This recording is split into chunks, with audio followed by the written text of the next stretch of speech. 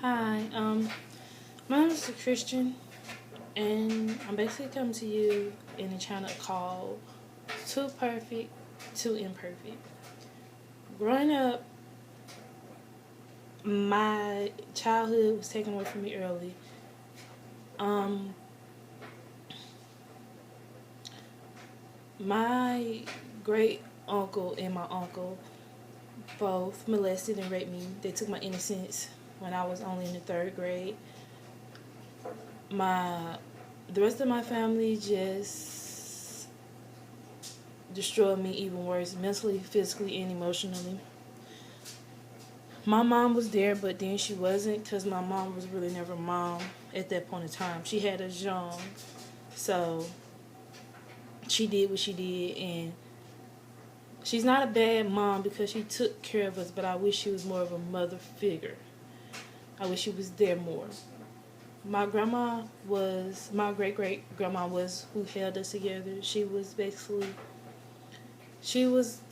our rock. She is what kept us together. We would go to church every Sunday. I mean, we was a family. We stayed together. We prayed together. People would come from church Sundays eating at the house. She fed, didn't matter what it was, who you were, didn't care if you did drugs, you came in there with beer. My grandma was a kind-hearted lady, and I love her to this day. She was my best friend. My grandma died when I was in third grade, and that's when the family kind of broke apart, and everything went downhill from there. It was like we were family, and then family disappeared. It became more like enemies. I love my family, don't get me wrong, but I don't like my family ways. And I can say that honestly. I am, my grandma used to always tell me to smile, no matter how hard it was, no matter what life put me through, to always smile, and that's what I'm always doing. I'm always smiling, and I'm always trying to help somebody else out because of what I went through. And sometimes it's hard, but I mean, it is what get me through the day. I lost a best friend when I was young, and it's hard to replace somebody like her because she was my grandma. My family hurt me bad, and they treated me like I was an outsider, and it hurted. But in the process of it all, I never understood why my family would treat me like that, especially when I never did anything. I never, I never got in trouble in school. Always good grades, respected everybody. I didn't do anything bad. I was always at home. I didn't go outside. I didn't cause trouble. It was like I was a good kid, but yet alone I was still getting treated bad. And I still to this day can't figure out why, and why wasn't nobody there? Why wasn't there nobody showed I can lean on? My grandma passed, and it seemed like my family decided to go their separate ways. Everybody went their separate ways. Didn't nobody say nothing to nobody. They sold my grandma's house from under our feet. I wasn't able to go to my grandmother's funeral because they told me I had to go to Six Flags because they paid. And it hurted me bad. I didn't even enjoy myself when I went to Six Flags because the whole time I was thinking about my grandma. I had inquired two god sisters named Big Mama and Little Mama, and they were my friends. But being little, you really don't ever understand the whole meaning of friends. But I always was at their house. Their mama basically adopted me. Wherever they went, I went. Well, wherever they went, I went. I mean, we was in the same Boys and Girls Club together. Hung out all day, every day.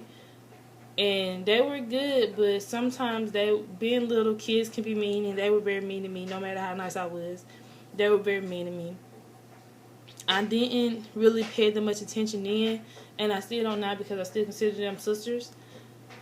I just think that that when my grandma died, it put a big strain on me because it was like a whole piece of me was taken away, and then nobody ever asked me how I felt. It was like everybody was going their separate ways and nobody cared.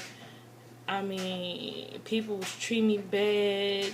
They was treating me bad, but treating the other kids like they were golden.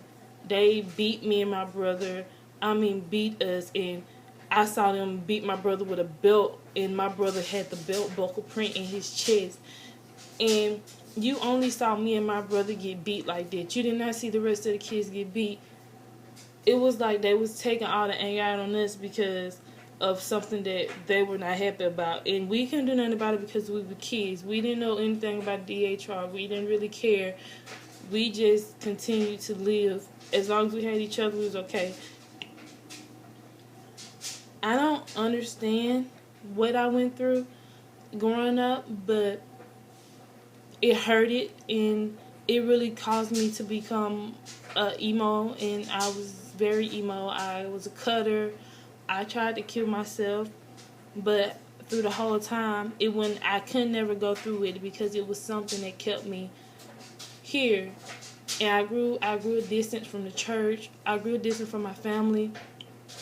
I became by myself. I stayed with I didn't have a stable home because the home that I thought was home got taken from us. So I stayed from house to house. I never was in a stable environment, never in my life. My mom was never a mother figure. She was more like a friend figure, and I had to bring myself up. I had to raise myself because there wasn't nobody else to help me. Well, I'm going to end this short because I'm starting to get a little bit emotional. So I'll see you guys next time.